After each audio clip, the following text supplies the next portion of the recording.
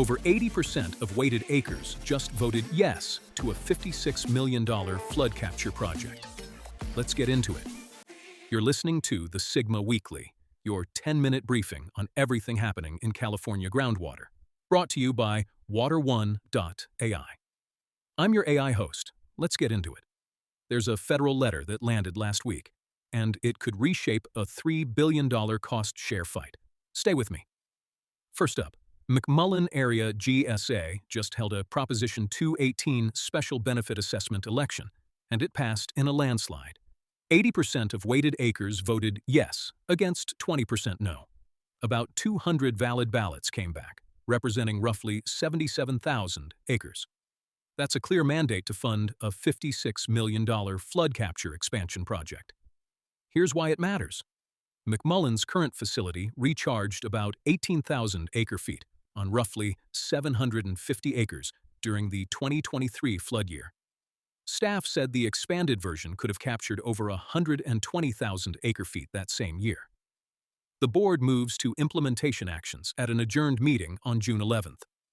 Next up, the San Luis and Delta-Mendota Water Authority, they manage water deliveries south of the Delta, just had a massive day.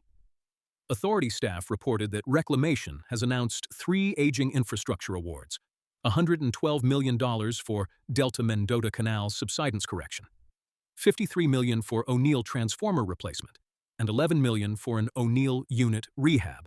That's $176 million total in fresh federal money.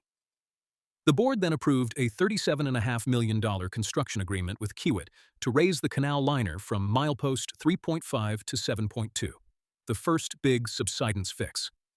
Notice to proceed targets June 19th. Staff also confirmed the One Big Beautiful Bill letter of agreement was executed last week, which sets up the actual mechanism for moving federal dollars to the project. Now, this one's interesting.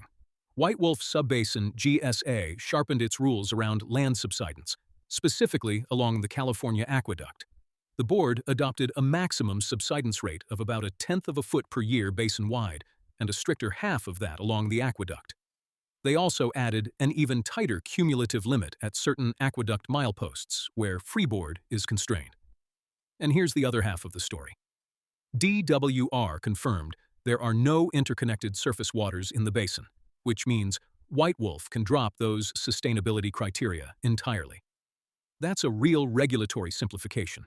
The agency holds a public hearing on the revised plan in late 2026 or early 2027 before the January 2027 submission deadline. And here's the fourth must-know. Salinas Valley Basin GSA is up against the clock. The Department of Water Resources, DWR, pressed them for additional information on the GSP amendment they submitted in 2025. The agency now needs to formally commit to a preferred implementation path for the 180 over 400-foot aquifer subbasin by late August or early September. Staff identified the brackish groundwater restoration project as the one standalone option that meets the seawater intrusion threshold. But, and this is the hard part, multiple committee members and public commenters raised serious affordability concerns. One said the project, quote, could bankrupt the county.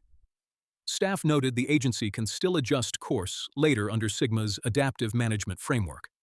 Any project would still need a separate Prop 218 vote before construction. Draft plan amendments target late summer or early fall. That's the must-knows. Now to the trends. Trend number 1. Building on last week's coverage of fee mechanisms moving into adoption and hearings, Proposition 218 processes are showing up across the valley at different stages of the life cycle. McMullin just passed its assessment. Glen-Colusa Irrigation District voted to initiate a Prop 218 process to expand its future rate authority. The district is operating at a deficit and wants room to gradually adjust rates instead of facing a sudden jump down the road. Porterville Irrigation District GSA could start a 45-day notice and protest process as early as this month to establish an extraction fee. That fee would fund about $680,000 in annual operating costs. And down at Salinas Valley, a future brackish project would also trigger Prop 218 before any construction begins. The voters keep getting the final word. Trend 2. Following up on last week's climate bond story, agencies are continuing to position for Proposition 4. White Wolf got a briefing on the full pool.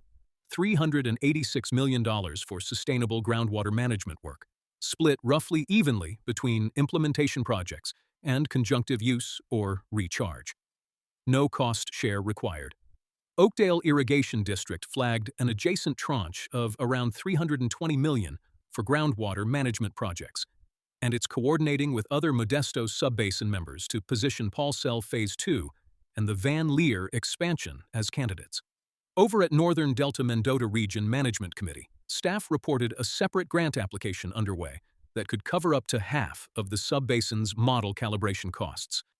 Adding to the Delta-Mendota subbasin calibration push we covered last week, Draft Prop 4 guidelines are expected this fall. Trend 3. Subsidence, particularly along the California Aqueduct, is becoming the central financial battleground. We already covered the $112 million for the Delta-Mendota Canal and the $37.5 million Kiewit contract. Staff also reported that the Bureau of Reclamation has sent a formal letter to DWR, pushing back on the state's $100 million plus reimbursement claims for joint use facility cost share. That opens up the negotiation for the larger California Aqueduct Subsidence Program, about $3 billion in total estimated cost. White Wolf is now writing stricter subsidence limits along the aqueduct into its own sustainability plan. And Northern Delta-Mendota is preparing for DWR meetings in mid to late June, as basin-wide subsidence trends suggest the 2030 interim milestone could be reached as early as 2029. This is going to be one of the defining infrastructure stories of the decade.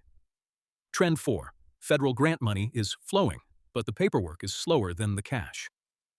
San Luis and Delta-Mendota confirmed the One Big Beautiful Bill letter of agreement got executed last week, alongside the new awards we covered earlier. Glenn Colusa reported a $15 million USDA-signed contract that's still held up at the federal level. They're applying congressional pressure to release it. A separate WaterSmart grant they had won is being reevaluated since its original scope was already funded elsewhere. Over at Kiewit Delta Water Conservation District, FEMA meetings have been largely absent for 8 to 9 months, with a recent $48,000 denial and a $4.2 million DeMari award that's still contingent on redirect approval. And McMullin Area GSA had to file a single audit after WaterSmart expenditures crossed the federal threshold. Money in hand still needs paperwork chasing. Trend 5. Natural flows are reshaping summer operations across the state. At the California Water Board, staff reported DWR data showing statewide snowpack at 6% of normal and just 2% of the April 1st average. The Scott River dropped below minimum flows in late May, triggering full surface water curtailments on May 21st. Some rights briefly moved to conditional curtailments, but the State Water Board reinstated full curtailments on June 3rd. Term 91 curtailments are back in effect in the Bay Delta. Down in the Friant Division, reclamation is still holding at 100% Class 1, but Terminus Reservoir is at about 150,000 acre-feet, and Kiewit staff are projecting the water year at 51 to 68% of normal. Oakdale Irrigation District noted the Stanislaus River Index just shifted from critically dry to dry, giving Central about 49,000 acre-feet. And at Glen Colusa, Shasta sits at about 3.9 million acre-feet, with staff expecting end-of-September storage closer to 2.33 to 2.4. Staff are actively engaging reclamation to protect north of Delta interests against export pressure. Weather forecasts indicate above-average temperatures and below-normal precipitation for the coming weeks. Plan for reduced availability. That's your Sigma Weekly. If you want the full details on every board meeting we covered, head to water1.ai. You can read the complete recaps, and if you want to dig deeper, try Chat GSA. Just ask it anything about your district, and it'll pull up the answers from the latest meetings. I'm your AI host. Stay informed, and I'll see you next week.